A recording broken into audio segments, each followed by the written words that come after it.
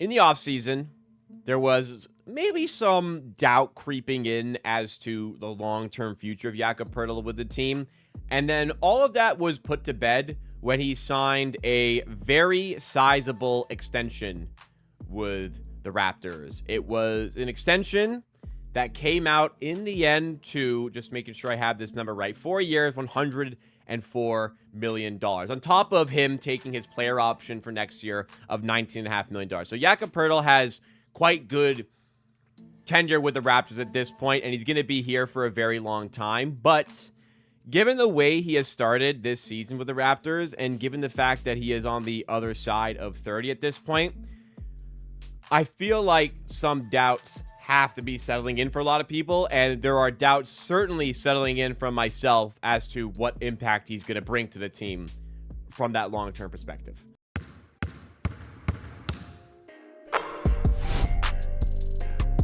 And I wasn't really thinking this would be a conversation we'd have this year, because in the offseason, when he signed the contract and it got reported, 4-year, $104 million extension, I felt honestly pretty good. I thought, okay, $26 million a year for Jakob Poeltl. This is a quality starting center.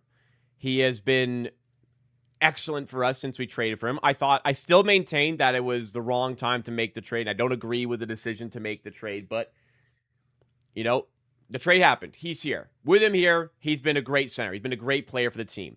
Raptors win percentage, coming into the season, I haven't looked at the updated numbers. Coming into the season, Raptors win percentage with him on the floor over the last 2 years, or rather, since we acquired him mid-season.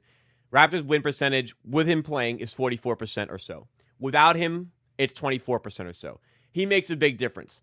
That rim protection makes a big difference. And you could say part of that win percentage and part of where there's issues in using that statistic of 44% win percentage with him, 24% without him.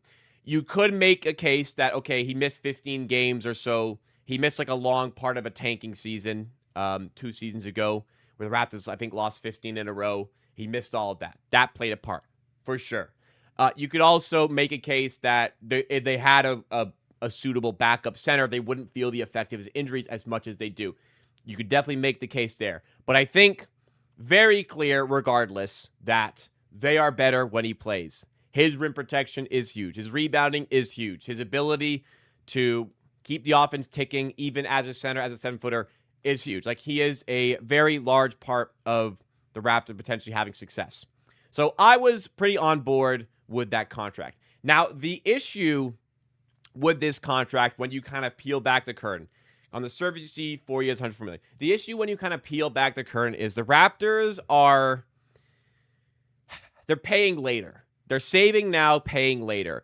And it kind of fuels into this mindset that the Raptors are still trying to create a playoff team and a winning team out of this current group.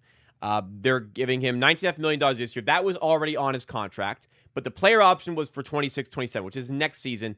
As part of this deal, he accepted that player option, and then he's going to be making 27.3 the year after, 29.4 the year after that, and then in his age 34 season, he's making $27.3 million again. So that's a lot of money down the line. So the Raptors are paying later in order to have more financial flexibility right now, which kind of adds fuel to the conversations around what the goals are of the Raptors team this season. So when Darko Rajakovic is at a press conference saying this is the second year of a rebuild, and Bobby Webster, GM, is coming into the season saying we don't have any expectations going into the year, makes me upset, because no, you backloaded Jakob Poeltl's contract. You stacked the last 3 years to make it cheaper up front. You traded some a significant asset, a pick, to get Brandon Ingram. You went out of your way to go acquire Brandon Ingram, right? This is a team that wants to make the playoffs. And it's frustrating when people within the organization are trying to spin that otherwise. Anyways, back to the conversation here on Jakob Poeltl. I was still comfortable with that money when I saw that, even those financial figures, because I think Jakob Poeltl is such an important part for the team and of the team. Then I saw him play this season, and it is extremely safe to say the statistics and just watching him, it has been rather alarming. And the real like tipping point in wanting to make this video was the game against the Milwaukee Bucks, where all of a sudden Jakob Poeltl wakes up and his back's bugging him and he can't play. Like, I'm not blaming him. You know, injuries are injuries. You can't control them. Back injuries are pesky, and there's not much you can do about it.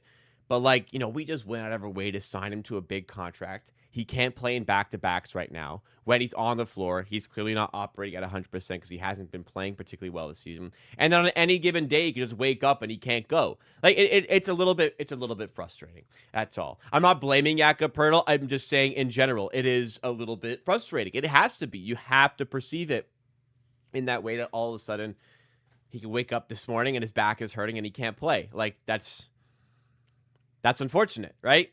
Is there no... Anyways. So anyway, just... That's a problem. That you're paying this guy. He's your only center, traditional center, because you didn't sign another one in the offseason again. So when he's out, you feel it more. And any given day, he just might wake up and not be able to play. That's upsetting. And then it's even more upsetting that when he does play, it's clear that he's not at 100%. He hasn't been playing well this season. He's been targeted a lot in defense, and the statistics are showing it. Like, unfortunately, this season, we've played more minutes without him than with him. We've played 524 minutes with him on the floor this season, 825 minutes with him off the floor this season. And the net rating in those 825 minutes is 4.23. 4.23. Net rating with him on the floor this season, unfortunately, is minus 0.8. So, bit of a difference there. We're better when he's not on the floor. Defensive rating improves when he's off, and our offensive rating slightly improves when he's off. I actually didn't verify this. I want to see what it looks like in previous seasons, maybe, for Jakob Poeltl. Last season, the Raptors were far better. They were far better. They were 6.5 points better with him on the floor versus off the floor. And the year before that, let's just kind of take a peek at these numbers here. The year before that, they were a whopping like 8.5 points better with him on the floor versus off the floor. So clearly very impactful, and that's probably something that kind of was in those negotiations from like a Poeltl perspective. It's like the team is way better when I play. This year, however, that's not the case. They are 3.5 points worse when he's on the floor. Now, it's still like somewhat smaller samples because we're still, we are third into the season though, and things can change. But it is just concerning that you've committed all this money to a player. You've committed not only all this money, but all this time where you're going to be paying him. He's already 30 years old. In his age 34 season, he's slated to make $27.3 million. I think like it's only natural at this point to feel certain levels of concern that how like maybe it doesn't look. It's all. I mean, right now it doesn't look great, but like, is there any way for this contract to age positively? It feels like inevitably it's going to age negatively. The good news is on the financial side of it is that only $5 million is guaranteed for that final season. So the Raptors have an out there, but it is quite a significant amount of money to be committing to Jakob Poeltl at that point. So if you backloaded it because you want to compete now, like start competing now. Start trying to be good. Like none of this is part of our rebuild. None of this, we have no expectations. No, like you're trying to free up money right now. It is an extreme disservice to Jakob Poeltl's back and to this team still not having a backup center. So definitely some doubts and some alarm is starting to creep in a little bit as far as Jakob Poeltl's long-term future with the team is concerned. But my hope, and I will maintain it's my belief right now, is that as the back starts to heal a little bit, as he starts to feel better and a little bit more comfortable, we will see a better version of Jakob Poeltl on the court, and that will only help the Raptors, who are already 17-11 on the season. But definitely some doubt is starting to creep in from that contract perspective. But again, get healthy, and if he is healthy, he can still be a very talented player. Let's hope that continues. From a Raptors perspective, who knows what the long-term future is, because we've heard rumblings that he's being potentially offered up in trades for Anthony Davis and Domantas Sabonis. Are the Raptors committed to him long-term? Lots of questions to answer.